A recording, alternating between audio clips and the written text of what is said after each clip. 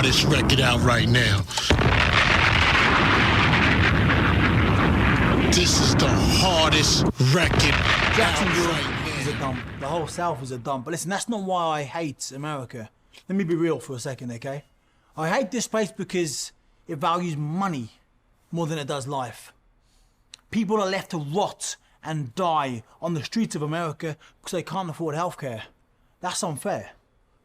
Right now, in this great country, there's 1,000 kids trapped in cages after being taken away from their parents. That's unfair. See, that is the America that you people are proud of. And Cody Rhodes is the epitome of that. He's the Yank that you people are proud of. Let me tell you something. May 30th, Double or Nothing, live on Fight TV. You will not be proud of Cody Rhodes. So I'm gonna smash his face in. Hey Cody, I'm gonna cave in your ribs. I'm gonna punch the peroxide out of your head, you piss boy. But you think you're tough, huh? Think you're a bad man because you've beaten some Brits in the past. Some good Brits. Doug Williams, Will Ospreay, Pac. But they ain't me. You have never faced anyone like me. I am the great Britain. I am the hardest bastard you've ever set eyes on. My whole country knows it. They've seen it for years. They get to watch it every single week, AEW Dynamite on ITV4. And they will see me smash your face in. Double or Nothing, May 30th. Once again, I will leave you a bloody mess in the middle of my ring, underneath my flag, with your rib cracked and your jaw jacked. By order of Anthony Ogogo, the governor of AEW.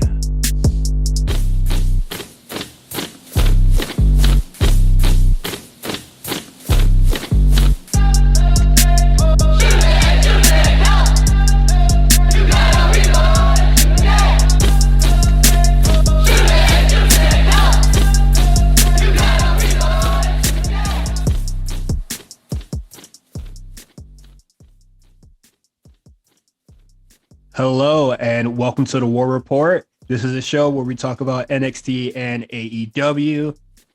Do you miss the Wednesday Night Wars, Quan? No, this is way better, bro. This is so much better. I'm your host Cyrus, and I'm here joined by Quan. And man, so great not to like watch both shows like at the same time anymore. Yeah, or like watch one show and then try to binge it all at like 1 a.m. Yeah, that was kind of rough. I ended up doing that today anyway, but it is yeah. I had to watch it back to back. But well, if I have to like work on the Wednesday, I'll just watch NXT before Dynamite comes on. Like soon as I come home from work, I'll just like binge both. That's what I did. Cool? So look, you know, I started my job this week. So for people who don't know, I've been unemployed since the beginning of the pandemic. So this is my first time working in over a year. So I forgot what it's like to have like a full-time job and existing in life. And then I recently got my first full-time job. And like, See? Yeah, we're just fucking tired all the goddamn time. Bro. I have no time for anything. My laundry's piling up. I forgot. Like, I'm so used to being able to just do shit whenever I want to do it because I had all the time in the world. Yeah. Now I have no fucking time to do anything. Oh my god, it's driving me crazy.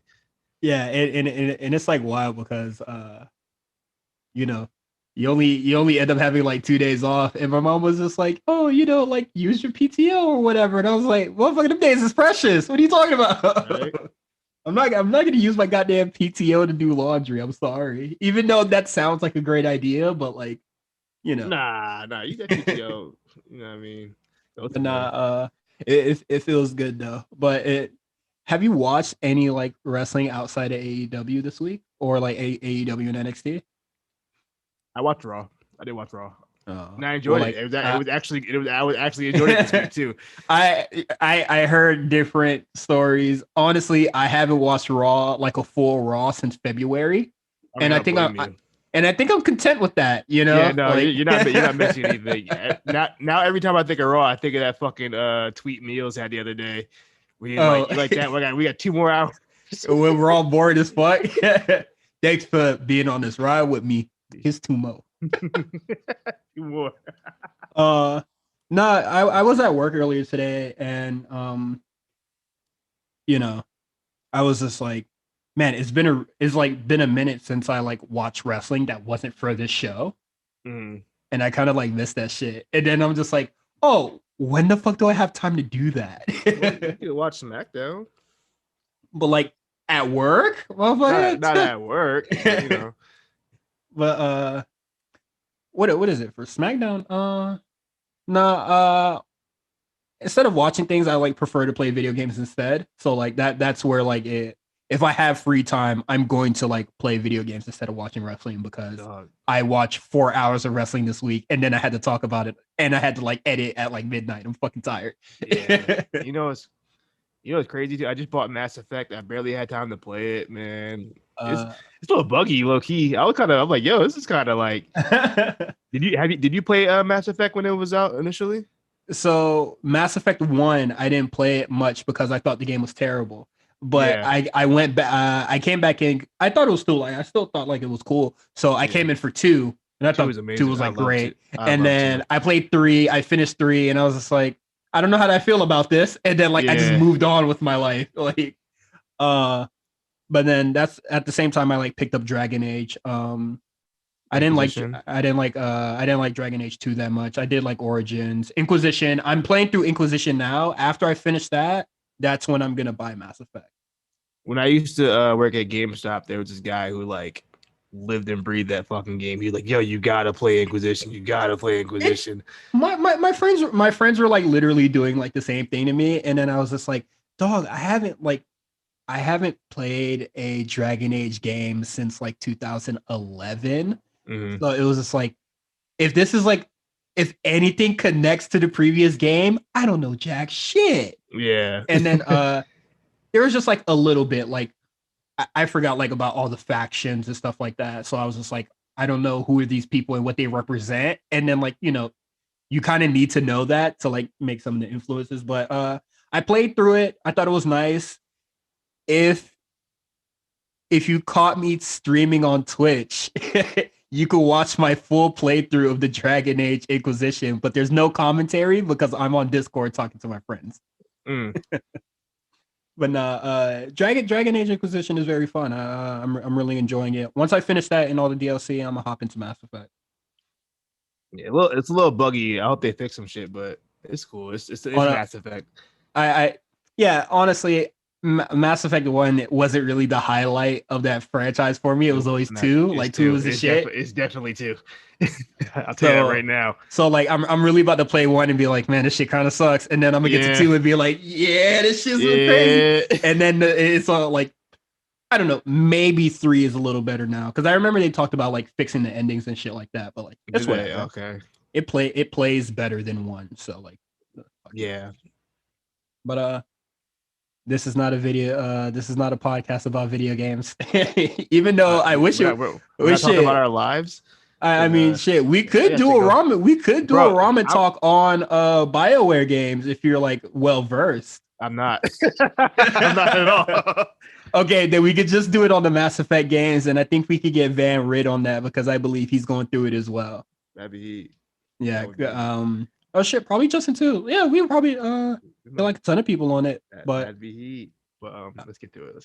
Yeah, let's get into it. Which one you want to do first? You want to do AEW? Let's do AEW because all right, it ain't much to talk about. There's not much to talk about. Okay. I'm gonna be honest with you. We're gonna get into AEW.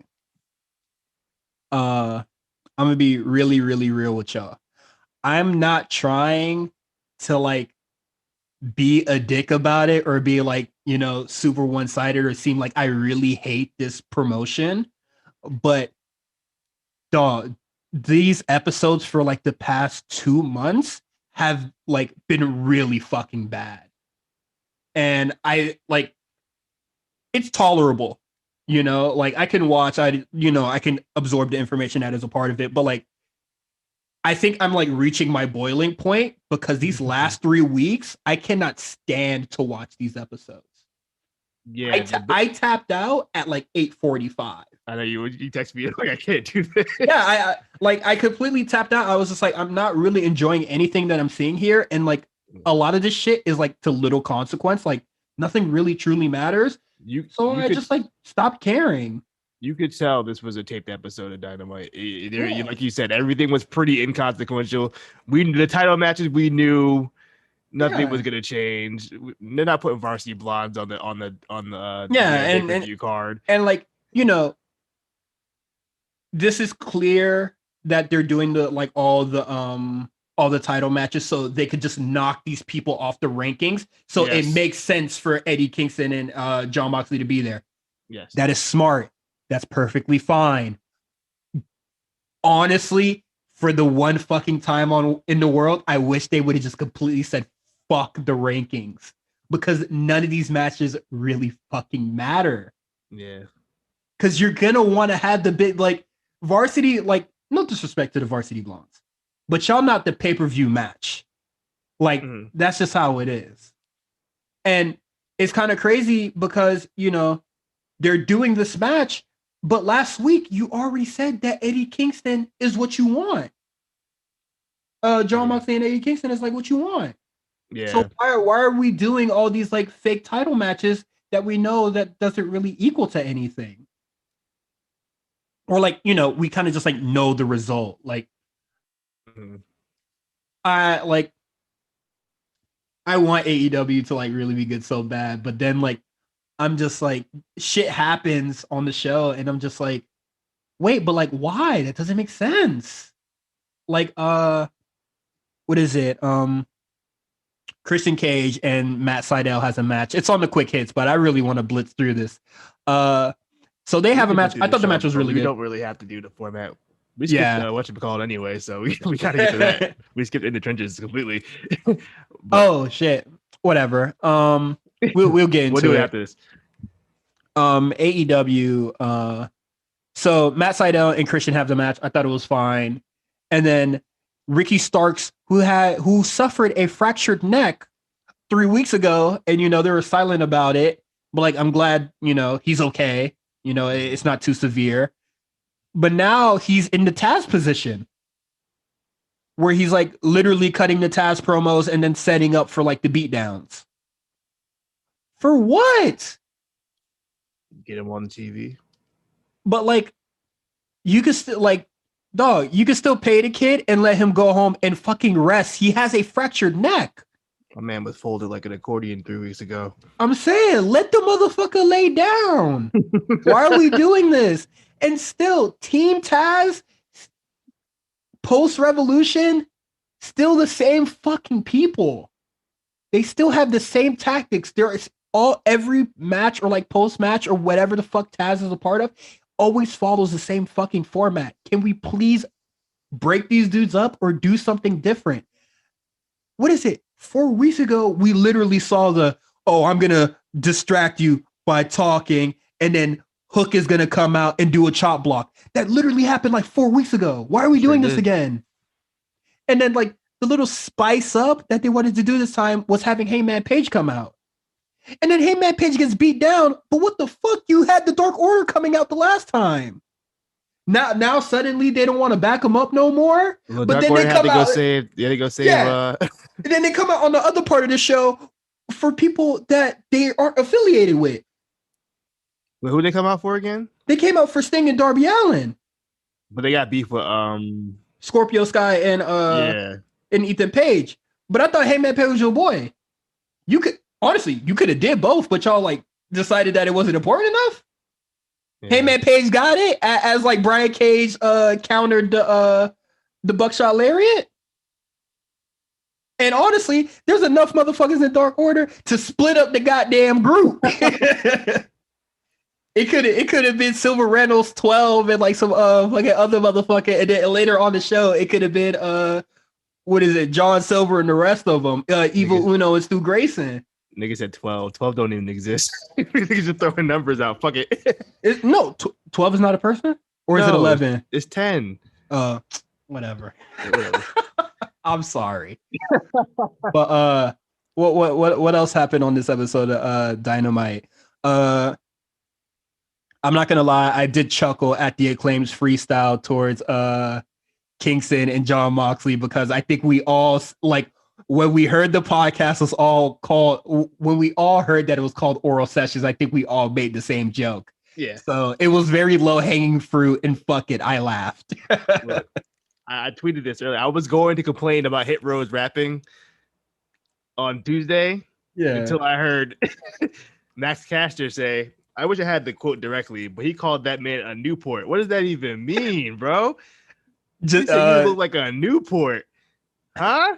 I think he just wanted to say something that is very New York related, and I guess Newports and New York are just like one and the same. I don't even think he rhymed it with New York. I think he rhymed it with, I don't remember what he rhymed it with, but either way, that shit, he pisses me off.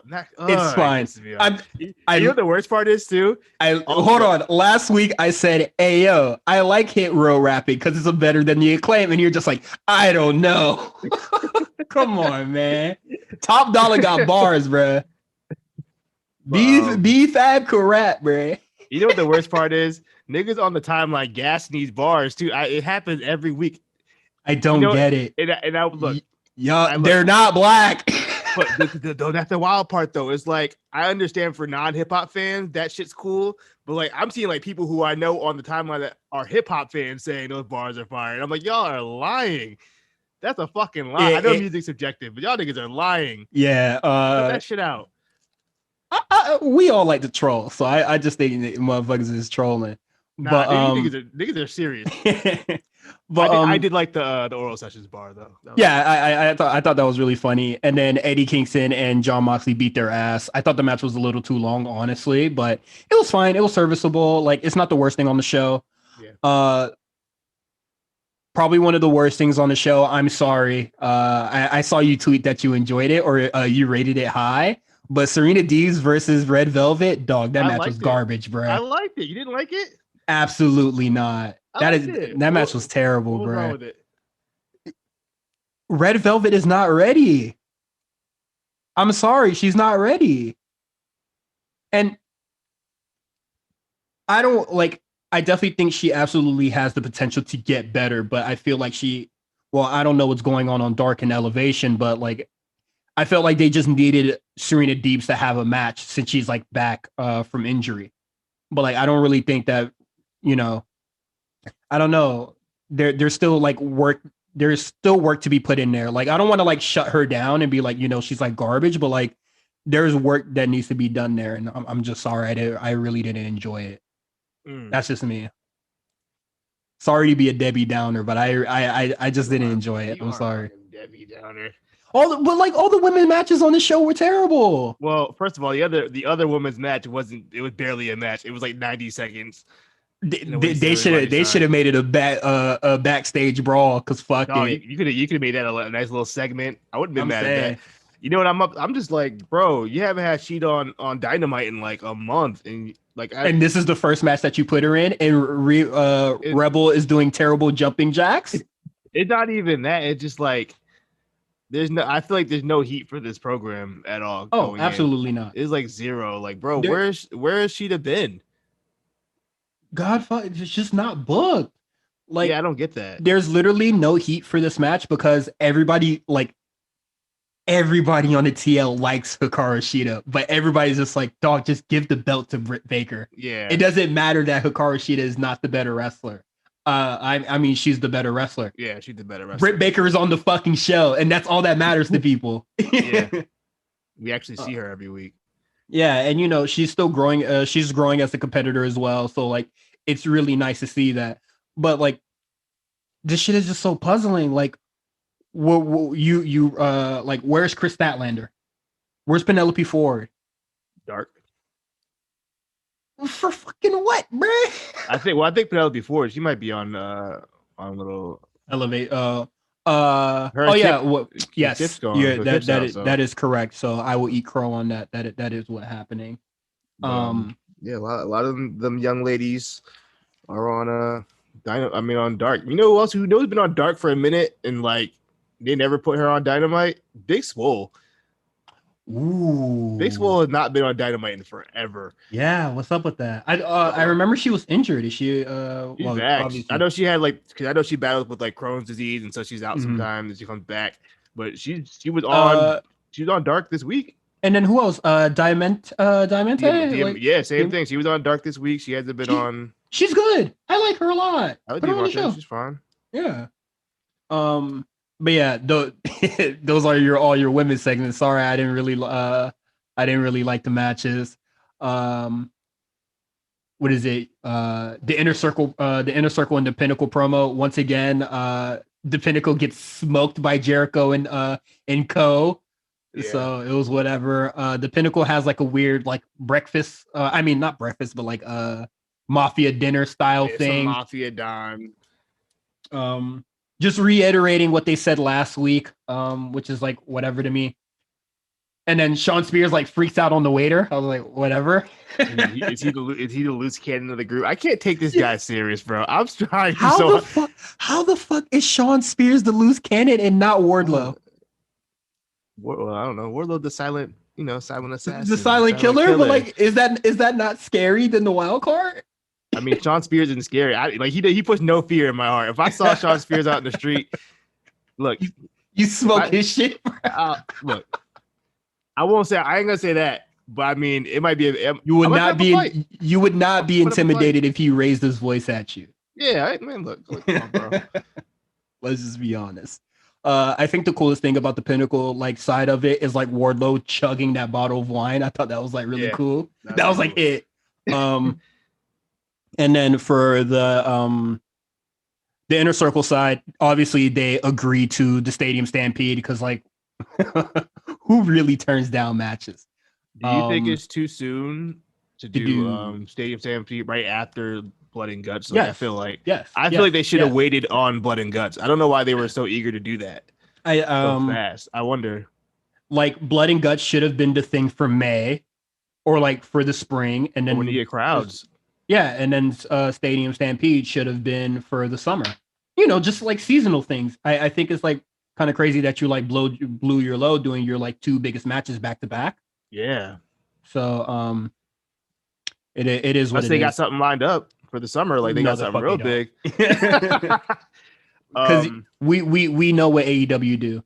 We have Stadium Stampede, Blood and Guts is a new addition to it. Then we have the Battle Royale, and then like the ladder match. Yeah, like that's what they do, or like the Battle Royales, and then they have like the ladder match. So like that's 4 things, and we're about to get all 4 of them in this like first half of the year. Yeah. How is this booking of the year? Come on, man. The inner circle. The one thing that I liked about the inner circle side is when they all in unison said "I accept" or whatever to the match. I thought that was cool. They just show that they a little unit. Unified, baby. Yeah, stronger than ever. Back in black. I liked. You know what I liked? I liked seeing Jericho and Dean Malenko on screen together. Yeah. I don't remember the last time that's happened. I thought I didn't realize it was Dean Malenko until he said that's 4 more than I had, and he was like, I forgot a few. I was like, that was cute. That was a cute little moment. I think it's the first time they've shown Malenko on TV. Yeah. Since he signed. I don't think they've shown him before. Hold on. Let's talk about what's going on next week on AEW. Friday night. Yeah, which is going to be on a Friday night. So obviously that is going to conflict with the schedule that we have set up. But I just say we don't even review it. We just do next week. We're just gonna do a preview of. You might get You might get War Report extra early. Like you might get it on Wednesday on the Patreon, and then we're gonna do the AEW review with the pay-per-view, and then like NXT, I guess. Yeah, that's a lot, but it is what it is. Unless you want to do two separate recordings that week. I don't know, man. We'll figure it out. Okay, we'll figure it out. But so they're gonna go up against SmackDown. They about to show you who the real boss is. Miro got a title match. They're gonna do a weigh-in for Cody and Anthony Ogogo. I don't know why they do this. Jade Cargill is gonna have an open challenge. That is nice. It's nice to see her have matches on the show. The Inner Circle is gonna have a celebration for fucking what? What are they celebrating? What are you niggas celebrating? You guys lost. What are you niggas celebrating? That's so stupid. And then Orange Cassidy is going to respond to Kenny Omega. And we did forget to talk about that. Orange Cassidy got a pretty good fucking deal. How is your head and your neck going to recover in 2 weeks when you can have the title match down the line when you're more perfectly healthy. And he said, no, I don't want that. That boy ready right now. That boy ready right now? He ready right now. How many fingers I'm holding, bruh? I had to wait for y'all. That motherfucker said, nah, I want to risk it. Let's go. I don't know. It wasn't even like a slimy, like heel, like contract where it was just like, you sign this and then like the paper says something else on it. It was just like, nah, this is like a really true deal. And it was just probably would have taken that. Help you out, bro. Yeah, it seems super reasonable. But yeah, I thought that was cool. And Pac cut a promo as well, but I missed it. I'm sorry. I had the tab muted. He wasn't. I mean, he's just saying he finally getting his match. He gets what he wants. No one can stop him. That's pretty much it. Okay, Miro cut a promo too. I forgot to put that on the little docket, but Miro had a promo. And Lance Archer said he gonna make him his Bulgarian bitch. Real hip hop. You know what? Look. You know what? Even though Lance Archer hasn't been on TV since like fucking forever, he like showed up for TV for the first time like last week. This is not just an AEW thing. Enough with bitch. I can't. Enough. Enough with the cussing. No, just bitch. I'm so tired of bitch. Every women's promo on Raw, you got a little added emphasis when Charlotte guy called somebody a bitch. Like, come on, like enough. I'm tired of. They had Asuka say. Asuka said it a couple weeks ago. Enough. I like whatever you can say. I sound like a hypocrite, whatever. But like, curse words don't really enhance a promo. So like, it does. It never made a promo more compelling to me. I would say the only time it really worked for me, or like I was just like, "Whoa," is when like Keith Lee said bullshit, and I was like, "Oh, player, okay. All right, guy, calm down, Jamal." Yeah, and then but like it does get played out, or like when it's the norm is no longer special. So but like that's it. Is that it for AEW? Is there anything else we forgot? They announced Sting is actually going to wrestle. We have a lot of the AEW card here. So what we will do is we will do the prediction show mixed in with NXT next week. That's what I was thinking. Yeah.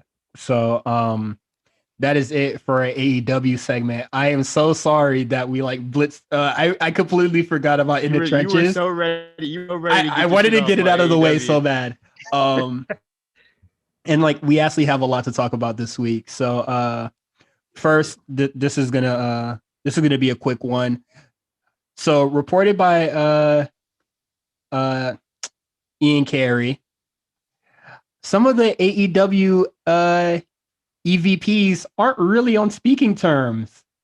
Color me surprised. It's crazy. This feels like such old news at this point. Yeah, right. Like a week ago. Like I feel like motherfuckers are just stating the obvious, and then like somebody prominent like finally like said what everybody was thinking. Because like, I mean, it shows on the show. Yeah, even when Merjani was around. Page. Yeah, even when Merjani was around, it was just like, hey, you notice that like Cody and the Bucks no longer interact with one another. When Cody have they ever interacted? At the beginning, besides the first like couple months. Yeah, it kind of stopped after that. So like, because like whenever Kenny or the Bucks needed like two people so they could do the 6-man, it would just get the Bucks. Yeah. Now Cody gets the Nightmare Factory. And what is it? Everybody was just like, oh, this is what happens when you start a business with your friends, blah blah blah, this and that. The quote that came from Ian Carey is, anyways, nobody is talking to each other, which I was just like, holy shit. It's impossible in wrestling to get everyone to agree on everything, especially when they are passionate about it.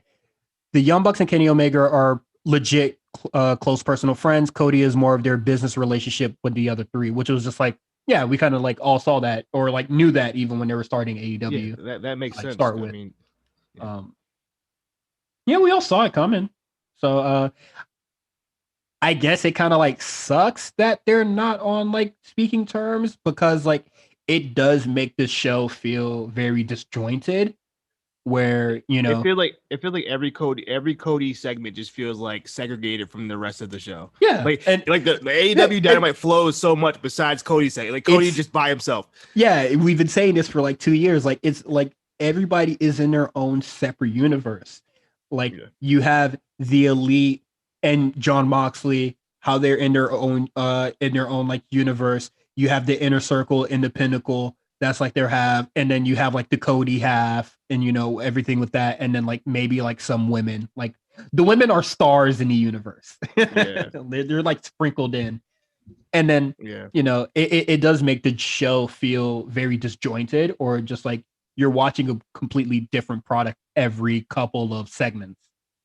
But in particular, Cody's like the biggest offender. Mm-hmm. Like it's a whole new Cody world and whoever he's feuding with. That's it. Yeah, there's nothing else. And like when Jade Cargill was like a part of it, like she was in her whole like separate universe. So I'm finally glad that she's like finally getting into like the ecosystem of like of AEW. Unless they just do this one time and then they're just like, fuck it. It's unfortunate, but I mean, I don't like being that guy, but like I knew this honeymoon period of this company was going to be like, okay, eventually we were going to start hearing shit about like what's going on backstage and how there's some disagreements, because there would no way everybody was that happy back there. No workplace like that. I don't care where it is. Yeah, and I like, I don't know how this is gonna sound to other people, but like we knew like it wasn't all happy dandy out there, because like if you have a job, motherfucker, you don't like all your coworkers. Yeah. You don't like every single aspect of it. Yeah, you don't like every aspect of your job. There is a coworker that bothers you. And what I really think it is that AEW is new. They are very journalist friendly. So no, I really do think that none of these journalists are really trying to tote the line that like could possibly bar them off from, really working or, getting press passes or press credentials for AEW related stuff. Yeah. Cause like AEW could easily just flip the switch and be like, nah, fuck you. I don't want to like, Sean Ross Sapp says something like, fuck it. I don't like, y'all don't get no more scoops from us. Or like y'all don't get like no press pass, or like at least you don't get one. I mean, it's a thing. And then I got beef with Sean Ross Sapp, so I think if you're a black person on wrestling Twitter, you have beef with Sean Ross Sapp. Bro, I don't know why he blocked me, bro. I forgot why he blocked me, but because like it doesn't matter. It doesn't matter. I'm just fucking around. Love Fightful. We're definitely gonna see like. AEW doesn't really like fire people, so like so we'll see what comes on in the future. And another thing, this is good news or bad news, I don't know. I'm kind of like on the fence about this whole thing. It's a lateral move, I think, until we see what happens with the but we go ahead, you can how it gets booked, or so AEW is moving to TBS in January 2022, and they'll be announcing a new show as well to go along with it. AEW Rampage, that will be debuting August 13th, and it's gonna air at 10 p.m. So right after SmackDown, it's competing with 205 Live, which like who fucking cares? So pros and cons. Pros: I don't have cable anymore. So apparently I didn't know that TBS is more readily available in people's houses than TNT is. I thought since basketball is on TNT, their thing is about the same. Yeah, but I assume TNT was a bigger channel than TBS. I didn't know that. Like TBS was more wild. Guys, I haven't had cable in like 5 years. Yeah. So I really don't know. So that's cool. What is it? You get Wipeout, you get AEW, and you get American Dad. Yo, you know what? American Dynamite leading into American Dad. I might stay on the channel. Yeah, they might have me. I like American Dad. They might keep me around. And then on the other side of it, which is not something that I really thought about, is that like, damn, it's only been 2 years and you're already getting moved over. But we knew that we knew what it was when they got the hockey deal. Yeah, you knew what time it was. And then shout out to what Meltzer said. Literally one of my favorite wrestling Twitter accounts. Like Tony Khan was just like, "Nah, we gonna be on TNT, man. The hockey ain't gonna ruin that. We good." Yeah, booted. Now he then he was on Busted Open Radio. Change that name. Hey, Pause. Hey, you. And he was just like, "No, we just came to a good deal." Motherfucker, you had no sway in that decision, bro. AEW did not hold the weight compared to real sports. Yeah, they thought they was raw. Yeah, y'all thought y'all was the real. No. Speaking of Busted Open Radio, I don't know who that guy was that was yelling at the screen. Don't ever do that again, bro. Don't yell at the screen. Dog, some damn zombies. He was so mad over that zombie thing, and I was just like, dog, it's whatever. Bro, it's not even real. It's wrestling. It's not real. I would say like the only thing that like really is that like Damian Priest hasn't had a regular feud yet. Which is a fine thing to critique, but I'm still not going to yell at my screen about it. Yeah. Yo, look, like literally, Cyrus, that is the only complaint I have about that. Zombies are cool. Cyrus, let me tell you something. If I ever get to the point where I'm yelling at the microphone during this podcast, just do a Joe Budden and text me. Take the podcast off for a week. Motherfucker, I'm about to just mute you while recording. Just take a podcast off. Nah, I thought that was really dumb, and like whoever that guy is, dog, fucking breathe. Something with Recca, I don't know. Wasn't he like a writer or something before or something? Yeah, he most sounds likely. Familiar. Whatever. Loser. And then so we'll be getting AEW Rampage. Now, I spoke about it publicly on Twitter. I was having really nice conversations, and then this one guy was just like, I was just like, hopefully now with the addition of Rampage, we won't get 18 matches on Dark anymore. And then he was just like, well, people aren't going to get paid if they don't show the matches on Dark. And I was just like, motherfucker, if you do the work, you get paid regardless if it gets shown or not. Yeah. If you went out there and you worked, you got paid that night. And then that match can easily go into a backlog, and it doesn't really matter how old those fucking matches are. Yeah. And then like he couldn't get that, and I was just like, oh, I'm talking to I peeped this tweets and I saw him make like he made a very like I guess funny tweet about the zombie stuff, and I was just like, I forgot who I was talking to. I forgot what fan base I was interacting with. Like I think out of like that one reasonable person, I was just like, I agree. I do think that the format is a little too much for these secondary and tertiary shows. Yeah. Well, I think a lot of those indie guys are gonna be back to the indies. Oh yeah, now that GCW's back and every shit's opening up. But like AEW Rampage, cool, whatever. But like it's only been 2 years. Why the fuck are you guys like having so much of these shows? Content, baby. But like, what is like quality over quantity? That's all I have to say about it. Like I'm gonna stop right there. And then, what is it? The priorities of these shows are so weird because you remember. I don't know what the pecking order of these shows are anymore. Yeah. So you remember when AEW Dark first started, and it was just like. It felt very much like an extension from Dynamite, and it was like the Sunday Night Heat.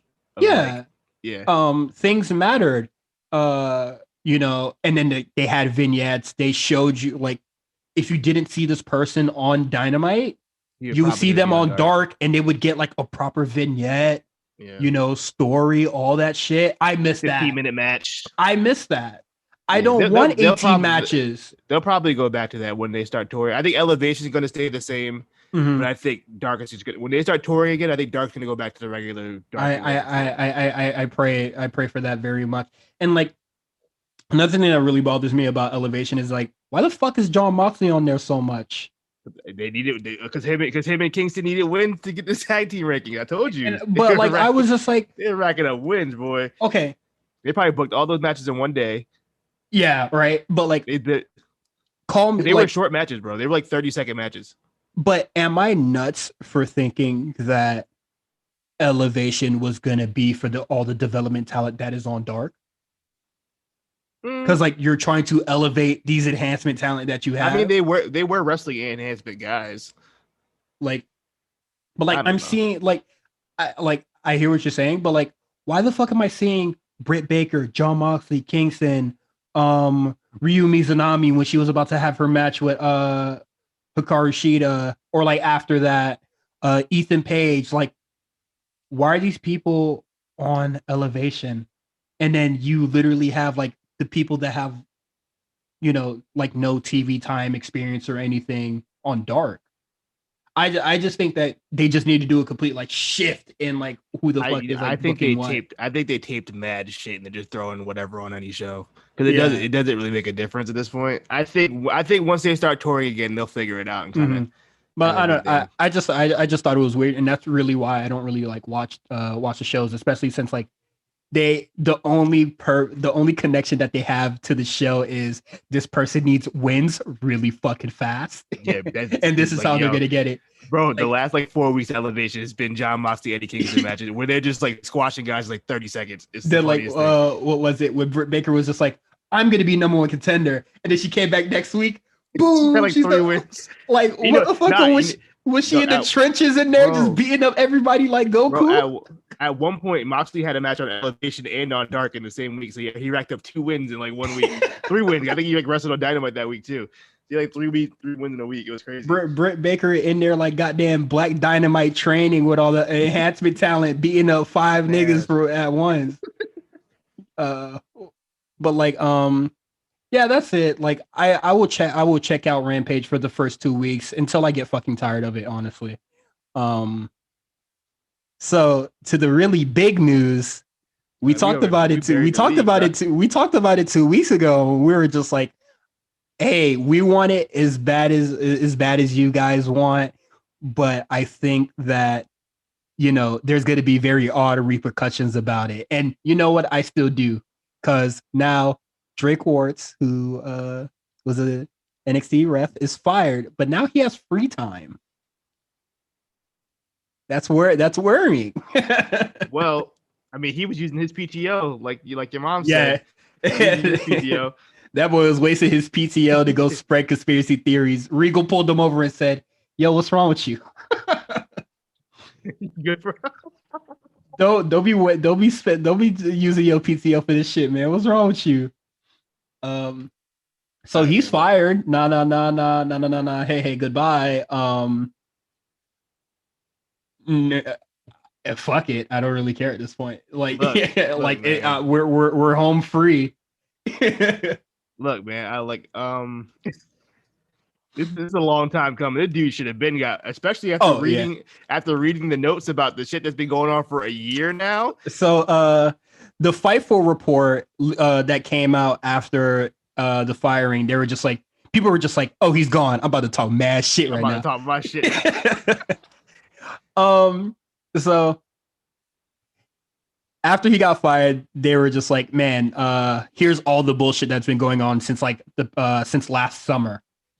I'm gonna start with the one that is prominent to me and everybody else. When during the Black Lives Matter thing that happened last summer, Triple H basically just got all the talent together and was just like, everybody here is welcomed, races, genders, and religion. And when Drake Wuertz heard religion, he said, "Fuck it, I'm out of here." Nigga, what?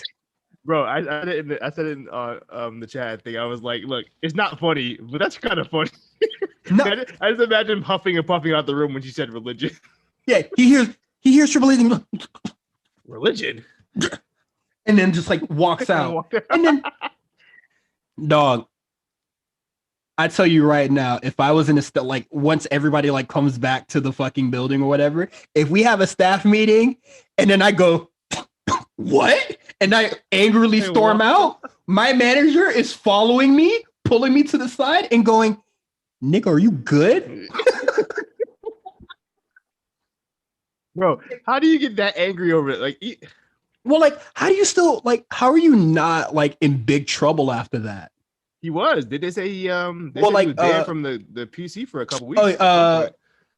Yeah, but I think that was a different related incident. But like, honestly, after that, I would have been like, yeah, let's reevaluate what the fuck is going on here. And I know he got demoted from senior referee, and I think that was like, you know, like the slap on the wrist thing. But I was just like, that's fucking nuts, man. Yeah, that there was reports of him using people of color within NXT were kind of concerned about him using his power to, you know, hold them back as he was head referee. And, you know, one of them dudes said he about to beat his ass. I wish he would have. What's homeboy's name? Ezra Judge. Yeah. Want to put the hands on him. Who also got released, which is like, that's fine. But he was just like, man, like I might have to put hands on him. And I saw a picture of what this motherfucker looked like. Hey, nigga said he built like a anime teenager. Yo, that motherfucker is Jotaro Joestar, bruh. Oh, or shit. Yo, that nigga's a JoJo in real life. Holy shit, that dude is too. I don't care how swole I am. I see that motherfucker. I'm not talking to him funny, bro. Terrifying. Then there's also another thing, the political plays, that was also a big issue. And then like him during this pandemic, you know, being mad at people wearing masks and being vaccinated, including the flu shot. Yeah, as simple as a flu shot. So he was just like, oh, you're vaccinated? Yeah. Like out loud, like, dude, relax. And now he's in the wild, and God knows what happens then. Hopefully my fear of him like being a martyr of some sort, or like using this firing as like leverage to, you know, possibly like further whatever the fuck that he's trying to do, you know. This dude's a fucking loose cannon, bro. I mean, who knows what this guy gonna do at this point? He lost it somewhere. Along the way. It's unfortunate too. Yeah, whatever this QAnon shit is, like he just like lost his mind. But he's full on brainwashed at this point. On a very, very serious note, all the people of color talent, all the non-Christian talent that is over there as well, watch your ass. For real, someone like that getting fired is very scary. Yeah, especially when they can come back whenever. Yeah. So with a motive, you know what I mean? Mm-hmm. Also, this one I know the dude lost it. Shout out to K Redacted on Twitter for doing the Lord's work and sitting through a radio interview that he did recently. Mm-hmm. And I think in the interview, it was a Christian radio. I'm not gonna get too deep into it because it's a bunch of him pretty much, you know, going on about his crusade to save the children or whatever. But at one point during the interview, he said that the group he's rocking with, called Operation Underground Railroad, which is crazy within itself. That's a wild name for the group. Operation Underground Railroad. So this motherfucker played Fallout 4 one time. Apparently, they have canines that will sniff out the hard drives that have child porn. Trigger warning. I'm sorry, I should have put the trigger warning out there, but that's what the thing said. Like, it said the dogs can sniff out the porn.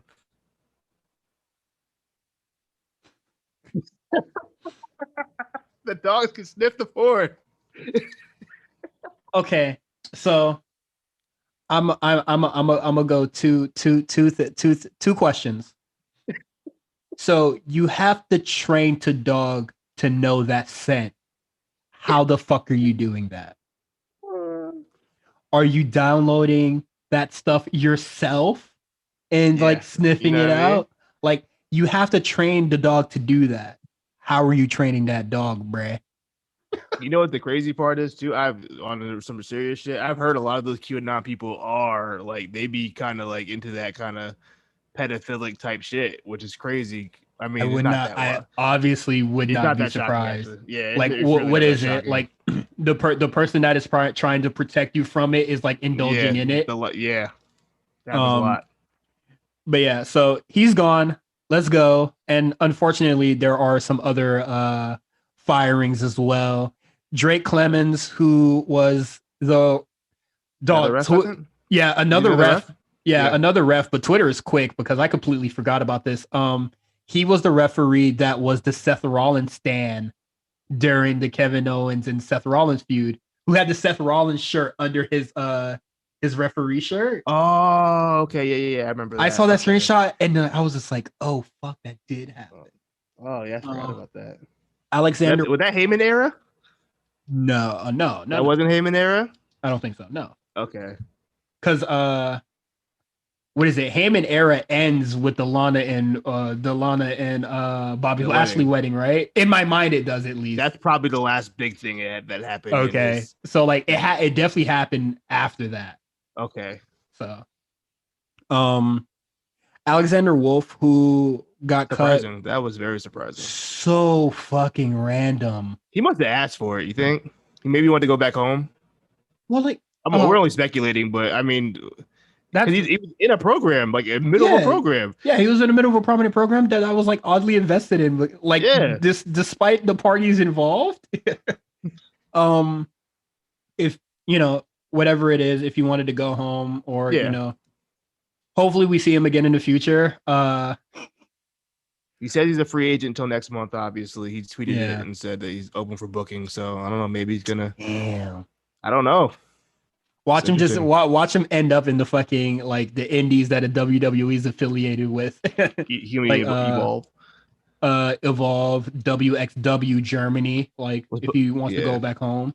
He probably. I promise he'll be in that 16 karat gold tournament whenever they do it again. Oh my god, I want to do that shit for spot callers if they do like a new one. I'm sure they will. Yeah, they were on the bump today. They were like pushing for the progress show that they had coming on this weekend. So they were like really promoting it. I wonder if that's going to be on Peacock. It is. That's why they're promoting it. It was going to be on Peacock. Okay, sick. Some other people that got fired. Skylar Story, who is Brandy Loren. We barely knew her. she got a little spot in the hot tub. Yeah, well, her claim is a fame, or like her W is being in that hot tub and Shotzi Blackheart buying her those leather pants. That is her legacy currently. Hopefully she comes back. I thought she was really cool. Definitely could like if they ever wanted to do like the Dusty Cup again, they could have definitely like had her like with somebody. Very weird and random firing, as all these firings normally are. Where's Priscilla Kelly? She's still around. I saw her in a Malcolm Bivens video. That is a lot. That is all I got for you. Last time she was on NXT, she was on a team with somebody. I remember she was in a tag team match though. But hopefully she stays because I think she is great. Yeah. Kavita Deli, who was the first Indian woman signed to the roster. Barely knew her. I think she was at Mania. She had a Mania match. Yeah, I think they were gonna do a Raquel Dakota Kai thing with her, but I forgot with whom. I do remember seeing her on NXT at like some point, but I kind of remember that too. I think it is what it is. I heard some stuff about her. I'm not gonna repeat it because I don't know if it's true or not. But yeah, I saw it too. Whatever it is, hopefully she comes back in the future and goes the Drew McIntyre route, really do her thing and then like come back. It's fine. Yeah. Up, down, down. Jessamine Duke said fuck wrestling, I guess. Then I'm sure she'll still be doing up, down, down. Unless like the BRE just has like a random fourth player. Yeah. So I mean, it is what it is. People were saying that Maria Shafir's got packed too, but I don't think that's true. I didn't see that. Also, I think she's a really good performer, so she's cool. I would like to see her and Zoey Stark, even though everybody hates Zoey Stark, and I get I don't it. But mind like, Zoey Stark. She's fine. we'll talk about They're that. pushing her hard, but yeah. Yeah, we'll talk about that. And then injured since goddamn I was 22 years I old. forgot Vanessa Bourne was even in the company, bro. I ain't gonna hold you. She was really she was like really ducking them shits. Hopefully she comes back in the future. I don't really know. Unless honestly, fuck it. I can't say much about Vanessa Bourne. But she's fine. I'll tell you that she's fine. Woo. To all the woman. people, to all the people except Drake Wuertz, we wish you the best in your future endeavors. But that is it for In the Trenches. This is a way more eventful week than like last week, where there was just like nothing. Like everybody's still talking about like blood and guts. Like, oh, sorry it didn't look bad, or like sorry you didn't like how it looked. Like that's finally over, and then we can cap this shit off with NXT. Cross said that his conviction would be his biggest strength. Well, I felt the force, the power, and the speed of that conviction firsthand. I was going to put my arm to the back of his head right here and there. I was ready. You need to be able to go there. Empathy, sympathy, everything goes out the window. Respect? No, it's kill to be killed. All right. Sorry to sound like a shill, but I like this episode of NXT. I thought it was nice. The prime target. I love the prime targets, especially since they don't really do them often with Karrion Kross and Finn Balor. I thought that was really cool.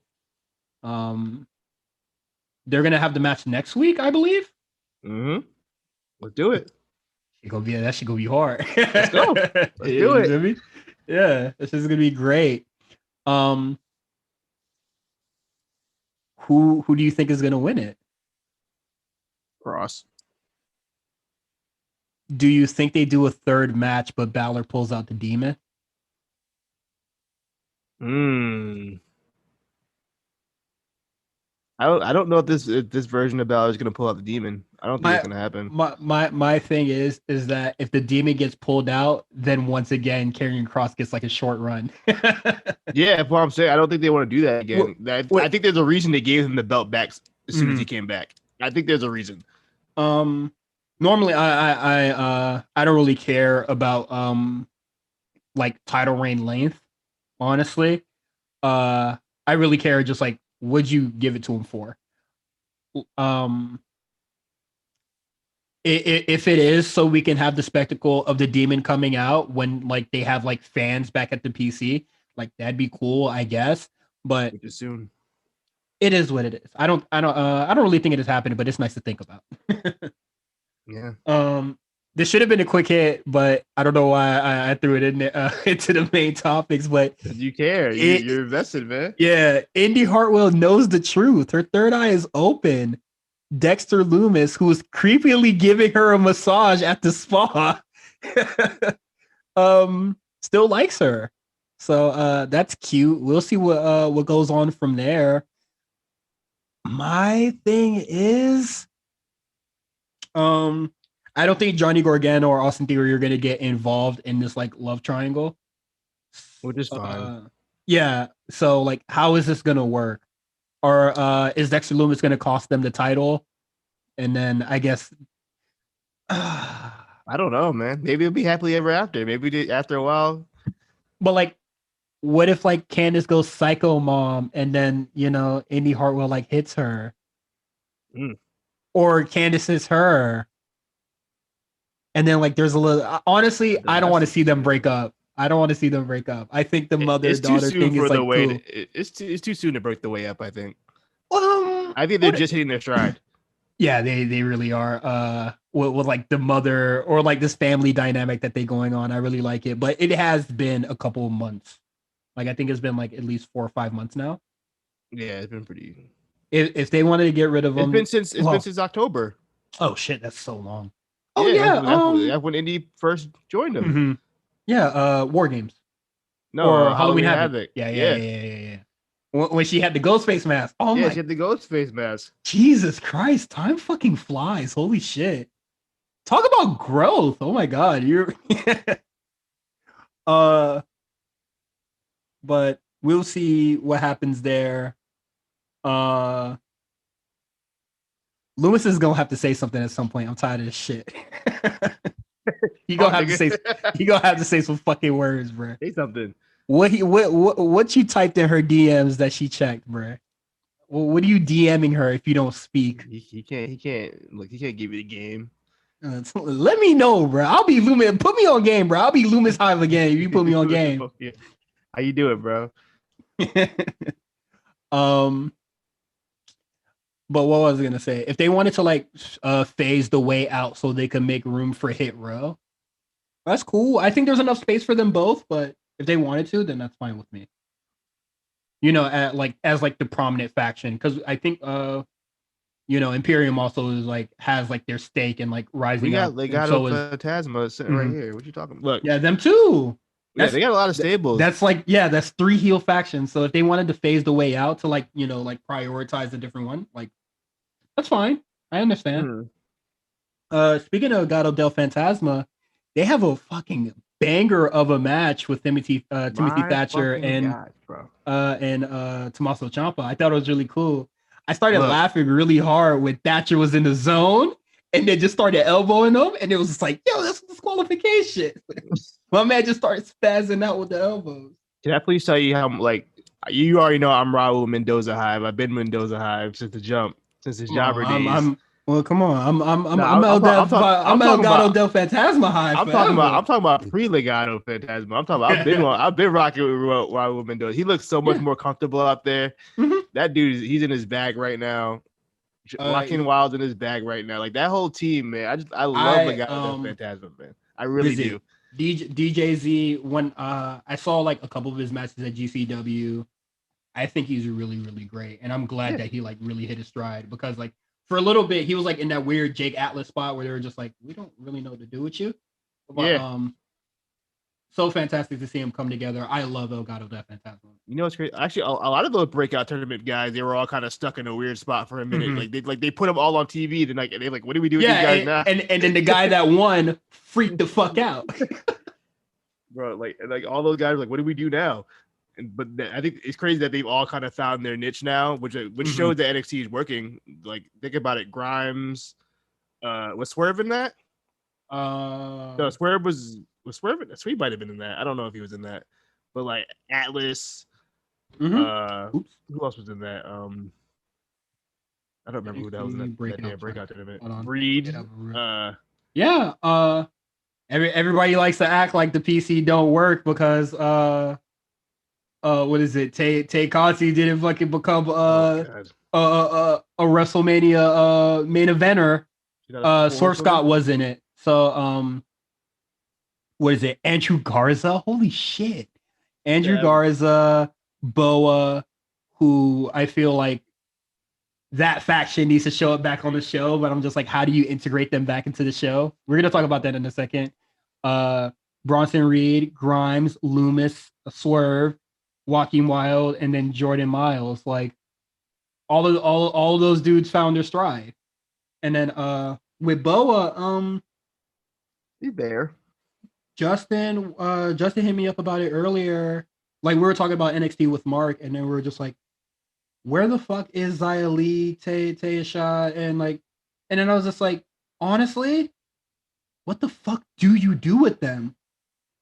Because this is what I was afraid of. I told you, this is what I said. We talked about it. This is exactly what I was afraid of. Once the bullshit is over and they have to go into the regular ecosystem of NXT, that shit don't work.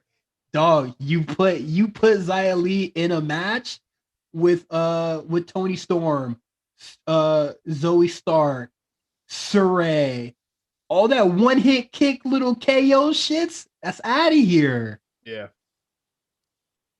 And I feel they were just yeah, we could probably do the Fiend better. Watch this. And it was just supernatural shit don't work. Especially if you don't shoot them to the top. Yeah. I I don't know my history like that much, but I just feel like if you don't book them like the Undertaker, then it kind of just falls by the wayside. And even then, they had to nerf the Undertaker after a while. They had to like, you know what I mean? So like, or like, you know, change him up at some point where, you know, like him going through the American Badass phase. But like, what the fuck do you change this ancient entity to? I don't know. Like it was honestly, I liked it at first. Like I do like the aesthetic of it, but it was never going to truly work once it got into like the ecosystem of NXT. We'll see. We can't say that yet because they haven't really been thrown in there yet. We're just waiting. We're kind of just waiting.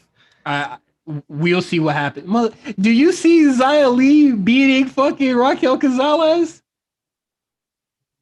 Shout to Xia Li, man. Yeah. Big fan of her Instagram. Let me keep it stacked. This nigga's horny, Your Honor. Speaking of, while we're on it, shout out to them. Whoever found them two young ladies from Raw. You motherfuckers are disgusting. Follow both of them. You already know. For 2 hours straight, the TL was just like, "Do y'all got it yet? Investigators, where are you? Damn it!" But speaking of horny, Toni Storm versus Zoey Stark. I thought this match was really great. Good. This should honestly, I don't know. I felt like this should have been the first match. Like, this should have been the result of the first match. And then, you know, Zoey Stark gets that win in the future because Toni Storm is a credible like competitor. She has accolades under her belt. Yeah. So like her getting that, I can't even call it a fluke win by how like squeaky clean it was. Yeah, it was just you just beat her straight up. Yeah. And then like having fucking her lose to Zamira, I just thought that was all so weird. But Zoey Stark, fantastic, great. Who is she? That's the question we keep asking. Who is this chick? Can NXT please tell me who this woman is? I would love to be more invested in her. I know she was formerly in Shimmer. Yeah, big arms. She's swole as shit. She's a great wrestler. She's quick. I don't know where she's from. Yeah, we don't even know where she's from. I think it's like Pennsylvania. I made that up. I have no idea. I don't know where she's from. She needs to get that Bronson Reed video package where it was just like, yeah, my girl held it down. You feel me? She paid for my wrestling classes. You know, like I grinded for this, you know, for her so I could pay her back. Guess where she's from? Give me a state. Illinois. I'll give you two more guesses. Iowa. No, I damn, what's the other one? Yeah. No. Nevada. A little closer, Utah. This shit. Oh, Utah. What? See, I got really close. Hey, I really got close there at the end. Close. My third eye was open a little bit. But no, that's so random. Like, can we like see something? Like, can we get like a video package? Can we get like who are you? Like, what did you do as a kid? I don't know if y'all like. Can we get like a small like documentary or something? Like have her take over the fucking NXT IG story? Like, please tell me who this woman is. I want to care. Talked? Oh, the only time she talked was like whenever she's just like, I'm about my shit. Or she talked when Saray showed up because she wanted to be her first match. She talked to Regal about something before that as well. I forgot what it was about. And then like last week where she was just like talking to Toni Storm, it's just like, I'm no rookie. And then it was just like, but like, who are you? Yeah. I want to like, we love Zoey Stark over here. I just want to care. A knock on Zoey. This is more a knock on NXT and whatever they're doing over there. They do this sometimes. They'll have a guy they clearly really like, and they want to put them on TV, but then they won't like tell us who they like. Ember Moon, same thing. For the longest time, Ember Moon was like, "Who the hell is this?" I still don't know who Ember Moon is. Yeah, don't repeat Ember Moon like, cause like, I don't think everybody like obviously like not everybody needs it, but like this is like I feel like a baby face will always need it more than a heel because like whatever. You don't want to like really like get to know the heel. You're just like, oh, you're a shitty person, and then like that's fine because like Bronson Reed was just like he was just him.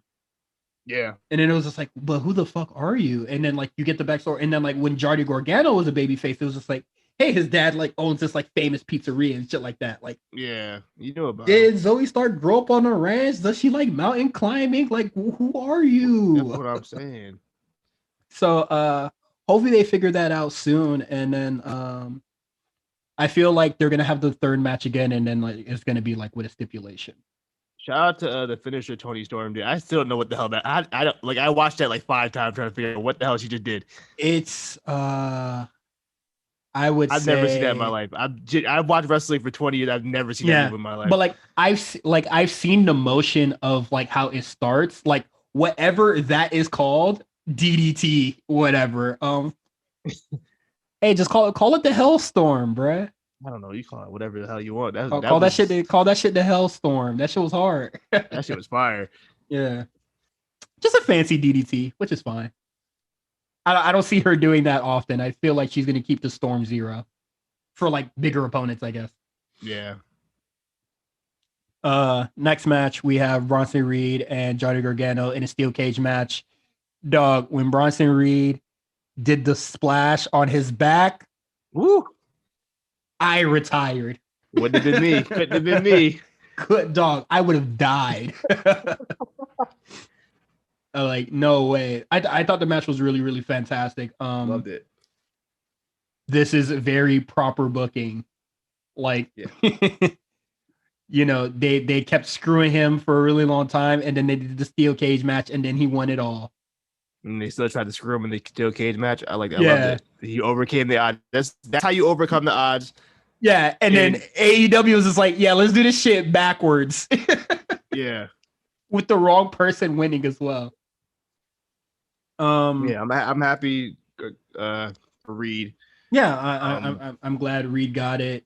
You know, Gargano was like unbeatable for a really long fucking time. So it's nice that we're ushering in this new era, and I guess we'll see what happens next. You think Swerve's his next opponent? Absolutely. It seemed that way. I feel like that they're going to prolong it a little bit. Like, I remember I just tweeted like, Swerve was just like, I don't care, like I'm next, or like I don't care who's the winner, I'm next up. I feel like he's gonna have a match with like Gargano or something, and then that will like solidify him as like a number 1 contender. I also don't think him and Ruff are done yet.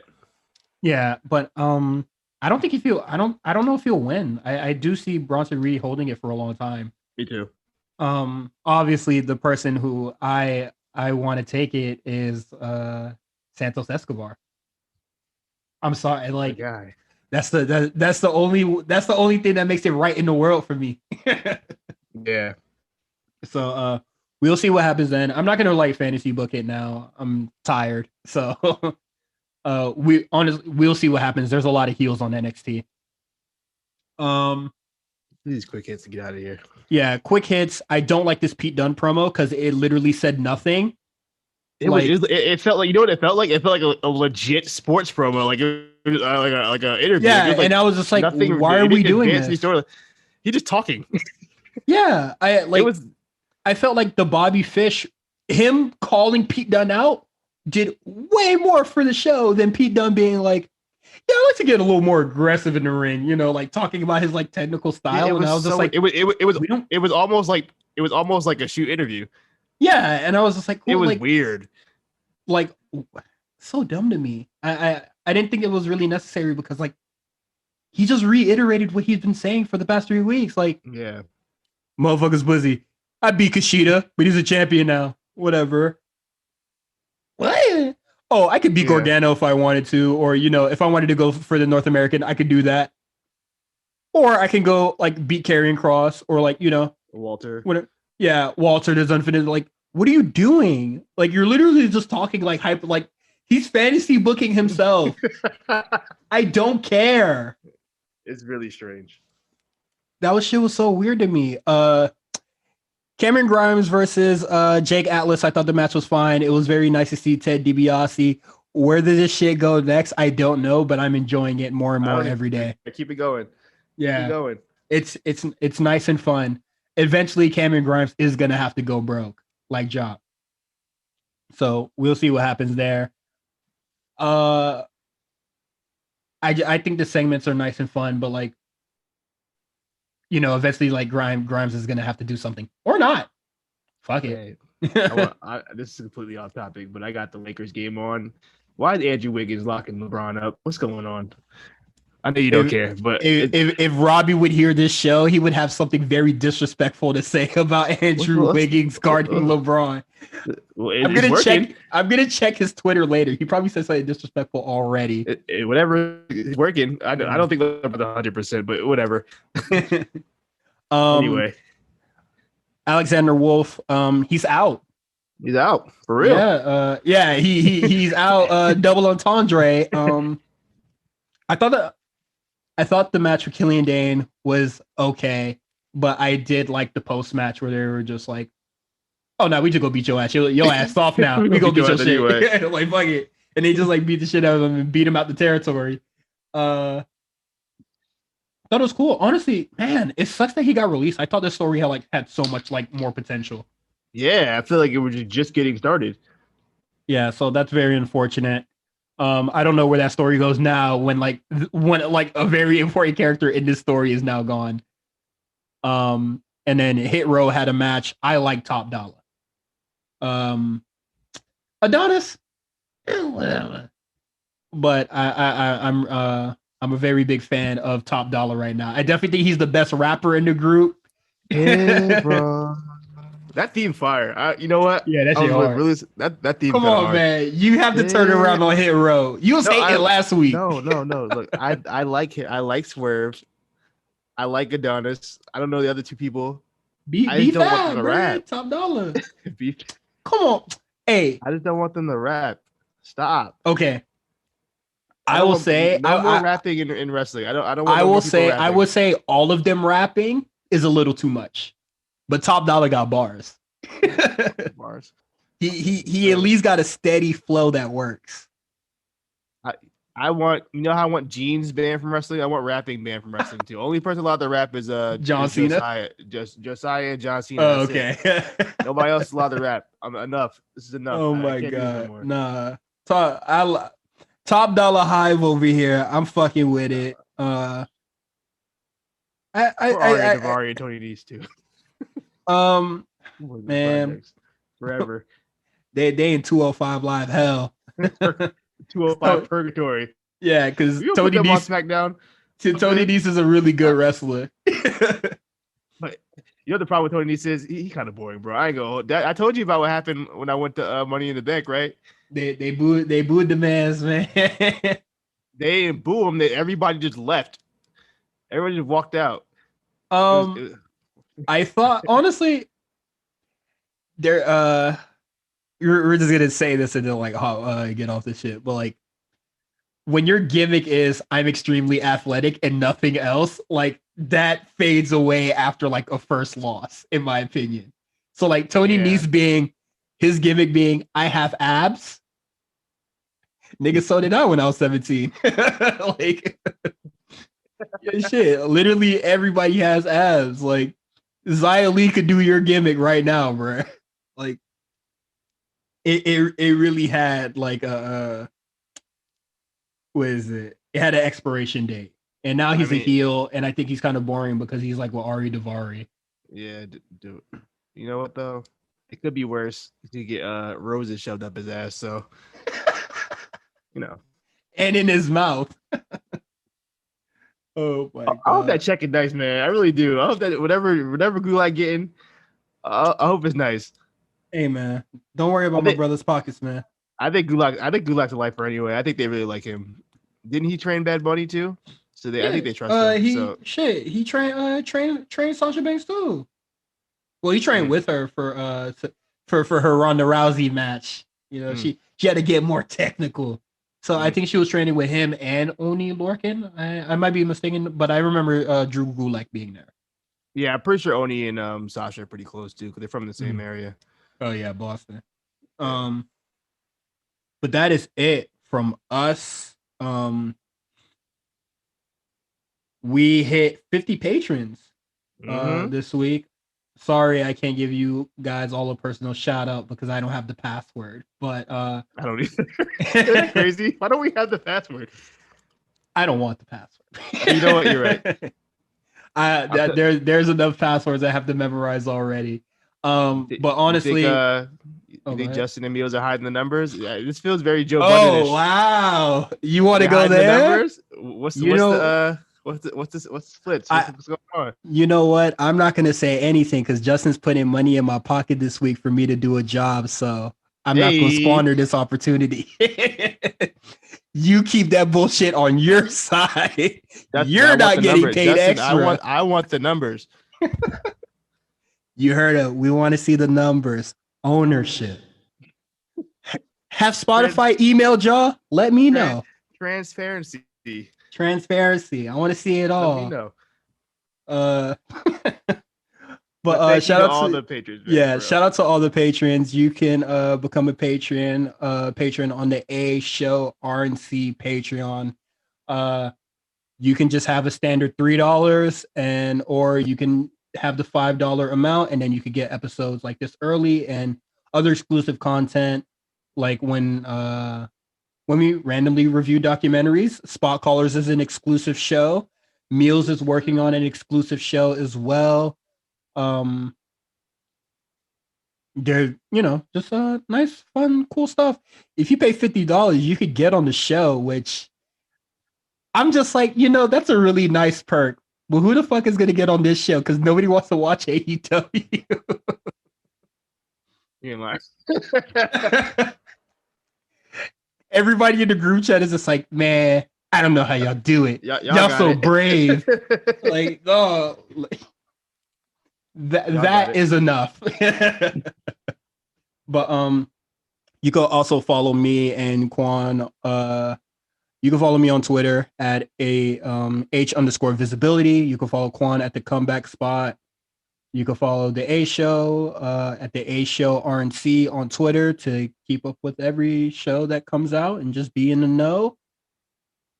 We're gonna have to figure out what we're gonna do for the next week upcoming with all these weird show changes. And for Patreon next week, we're going to review the first All In, where Marty Scurll was like, fuck it. I'm going to go 26 minutes. Is this going to be my only match on national television? Yeah. Was it on that? Oh, man. I don't think it was on that. So I think it was just like their pay-per-view. I don't think they got the TV deal. No, you know what I mean. Yeah. Well, this is the biggest match he ever had. This is the biggest match of my life, so I'm gonna fucking squander all my friendships over this. That's what happens. It was either that or whatever else happened in the in his what will literally happen later on in the future. See you guys next week. We'll have a pretty fun show. There will be a Spot Callers next week. We're gonna record it Friday. It is Ultima Lucha 3. Should be fun. See everybody next week.